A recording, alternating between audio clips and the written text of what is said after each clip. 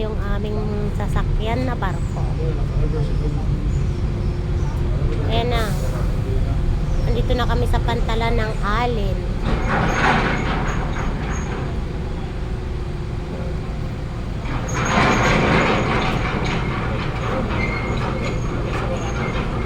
Waiting kami.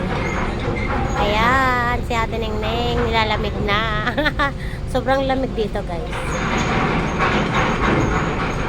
Ayan.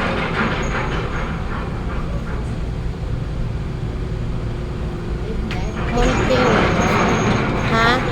Tinatalian. Oh. Ako ganyan yan. Kaya mo iabot? Hinihila ko yan. Maliit muna yan. May baka. Tinaganyan. Ang lakas mo, Tinaganyan ah. sa pantalan. Tapos Hinihila sasaluin ko mo. naman yan.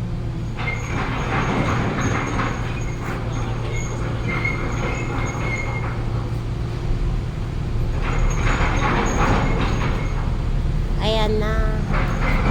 Nandiyan na yung mga ano.